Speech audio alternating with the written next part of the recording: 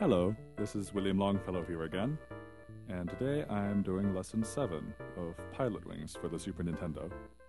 Now, Lance here isn't as adamant this time about landing, but today we won't be going on any adventures because I plan to get only 100 points on this rocket belt course.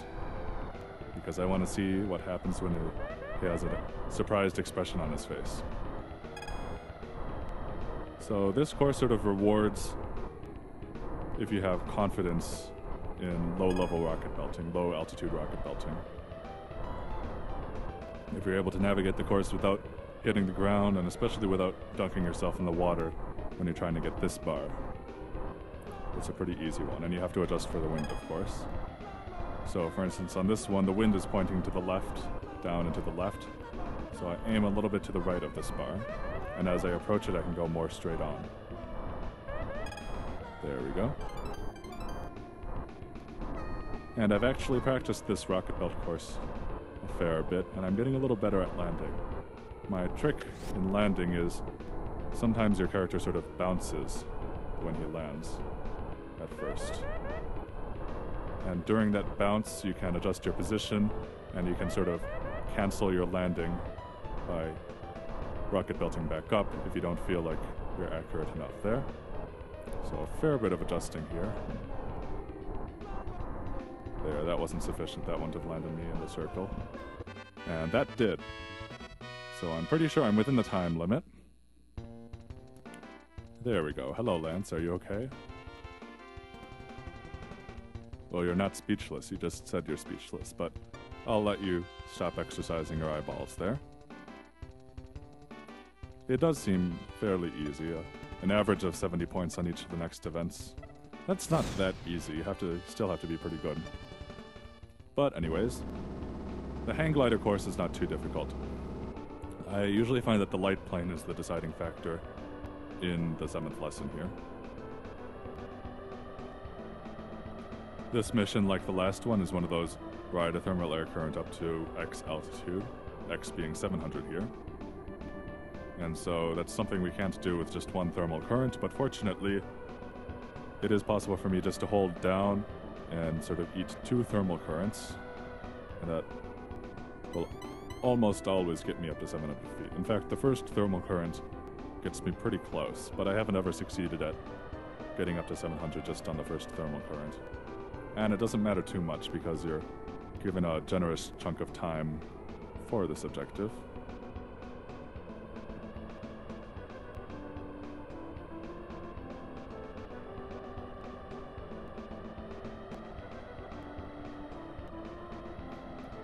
There we go, and if you're at about, 350, 360, when you hit a thermal air current, you should rise above 700.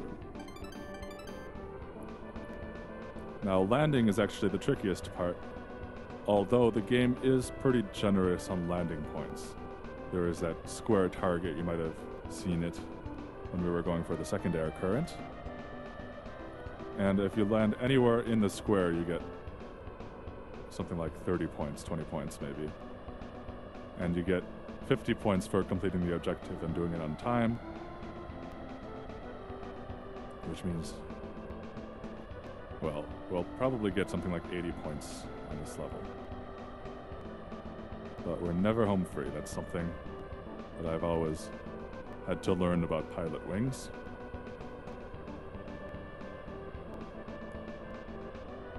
Just like with the helicopter course, you may think it's over, but it's usually not. Not over until it's over. So I'm aiming towards that target there. I think I'm going to sort of swizzle around just a bit more. Sort of hold down here to get my altitude fixed here. And it looks like actually... There we go, we landed on the yellow part. So we will be getting 85 points, I think, on this course. Yep, 35 out of 50 for accuracy. And just landing on the target at all gets you 30 points, which is very generous, I think. Because the hardest part of hang gliding, and of, well, any of the events actually, is landing. That is, I guess, why Lance emphasizes it so much. It's a good thing to emphasize. I'm feeling very calm today. I think a lot of it is this level. There's something about these colors. I don't know, it's kind of dramatic colors. Maybe it's the sort of the grayish purple water. But I feel in a very calm mood whenever I do this lesson, even though it is pretty hard, and I do have to concentrate on it. Now, here's another fly-through rings course. The rings are smaller than last time, but you do get a good chunk of points, something like 50 points for going through all the rings. So if you go through all the rings on land, you should be able to get, well, like 60 or 70 or whatever you need to pass. But I find that this course tends to be the limiting factor because the runway is short and the wind is kicking up, and the last ring actually puts you at kind of a bad angle to land at.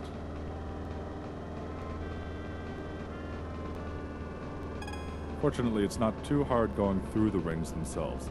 You do have to adjust for wind, and the trickier ones are actually the ones that go up and down, because it's very easy to get caught going too far up especially, or not far enough up for the high ones. And then having to adjust for both height and the wind, which sort of you have to adjust for differently as you go around the course. Now I have to aim a little right of the target here.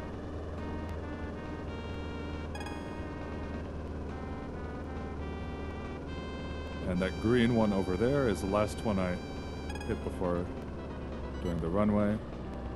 Besides that orange one, I guess.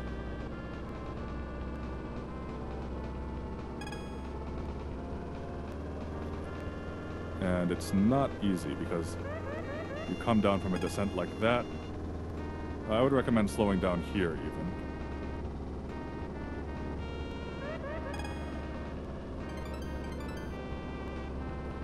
And hitting the runway at sort of an angle here.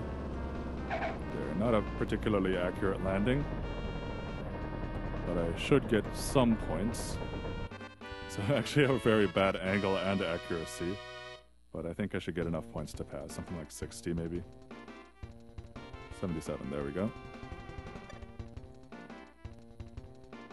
And that's enough to pass. Well, I hope you enjoyed this episode, and I'll be seeing you next time when you take on Big L's test. And I'll tell you, I have been practicing for that, and it's extremely hard to do without sort of copying out and going for the Rocket Belt bonus points. But I'm going to go for it anyways. In any case, see ya.